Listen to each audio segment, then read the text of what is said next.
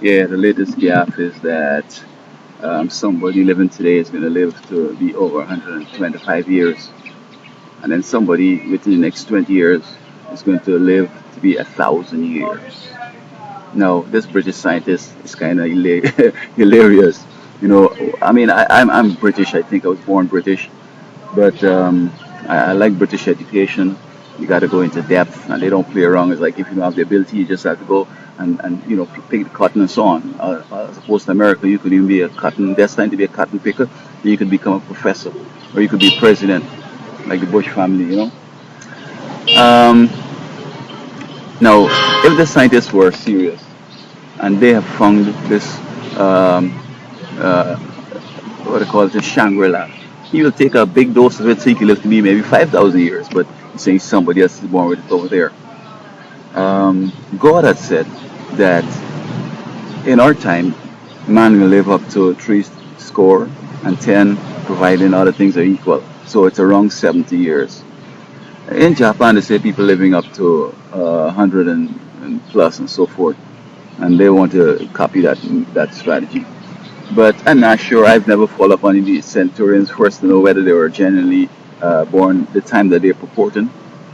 But also, secondly, if you have a real reasonable life, you don't worry about nothing, you're just chilling out, you're just sitting around, you're just going to church, praising God all day, and taking that stress and all that, burden and have no kids and all that stuff, you will live, 100 plus. But God was saying, look, when you are born and you go to school and you take on the vicissitudes of life and you get married, you take on a woman and then kids and then job and so on, they can wear you out and the news and all the stuff is going down. You can wear you out and you could just make 70. Now, just imagine this. I see these guys in Britain, they're very good scientists and I like that. They're very deep, man. But the education is too narrow. See? That guy, he just did biology from elementary school right down to university. And he never ever thought of anything else. Maybe something like religion, theology, the Bible, sociology, history. He never done all that stuff, it seems to me. Because the Bible did teach that Adam and Eve were created by God. And Adam lived to be about 930 years. And then one of his grandkids lived to be 962, I think it was, or 50 to 62. 1,962.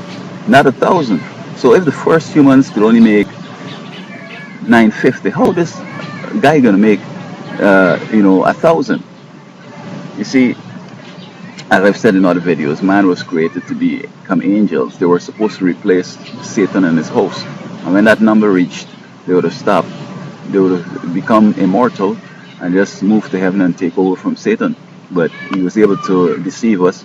And so, the whole race, he represented us until he killed Christ and then he was banished from heaven.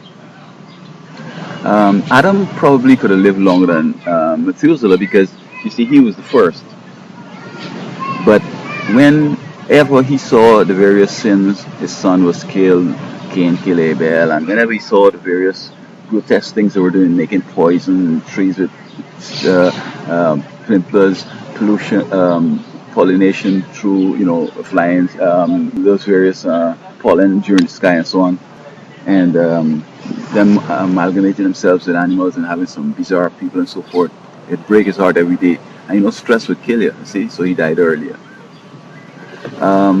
It seems to me that my understanding of genetics is that when you have something that reaches a certain limit and the next one reaching a certain limit at the bottom, it's only within that range you expect life to go. So that, in other words, who knows how long Adam could have lived. Perhaps the number would have been reached before you reached 930 years and you would have gone on. So I'm not sure if we could say that Adam could have lived to be 1500 and that would max in the whole 9 yards. But over time, we've been able to bring down our age or lifespan so short, up to 70 years, that basically to think in terms of 150 and 1,000, that's very hilarious. And you see, the funny thing is that people will be holding the breath waiting and they'll just die, going to wherever, and thinking that perhaps this is going to happen. It can't happen because There's no person who has in his genes that potential lifespan, that 1,000 years lifespan, or even the 930 that Adam lived, or Methuselah lived. It's not there. It's gone. Long time. Because what my understanding is that they were having sex with different animals, and so the lifespan of the animal, the upper level, would be the minimum that humans might be able to make, and then upwards. But if we kept on doing that, and we're moving away from that, potential to the thousand, then after all this 5,000 years, 6,000 years, how on earth we be able to go back to that thousand? And you see, the funny thing with these scientists is that they're so stupid and perhaps evil. That's why they're talking things contrary and trying to be contrary to what God has said. Um, I mean, it's the whole system. I don't know what it is that they're talking about that's going to be responsible for the lifespan. But when the heart is failing, when the kidneys are overworked and worked out, when the lungs are tired, you know what I mean? Eyes are getting dim and all that kind of stuff. Can you imagine? No, yeah, people gonna live to be 1,000, but then what gonna be the age that people are retiring? You think somebody gonna retire at 70 and live to be 1,000 years just hanging around playing games? It's gonna have to go up to you work until you're about 800 years. Hello. It's not going to be, oh, I retired when I was 50 and now I'm 670 and I keep going. It's like I'm having fun. Where the Social Security money is going to come from? Who's going to fund this stupidness? you know, I mean, you see, the government might get fed up and just kill all them because after a while, the whole country, everybody's living all this long time. They're not dying because you see, the Social Security was that you're going to contribute, you're going to use a little bit. You contribute for, let's say, 50 years that you work, and then you just use 5 when you die and gone. But if you just contribute for 50 years and you live in to be 1,000 and you collecting all the social security, that's hilarious, man. The government will go bankrupt. The whole world will collapse with that stupidness. And then furthermore, I don't know what they're gonna be doing when they get that old. Whether they're gonna be working, So when they're gonna stop having kids? I mean, this thing is so ridiculous, man. But give this guy a chance because maybe he's trying to try like the brother in the wheelchair.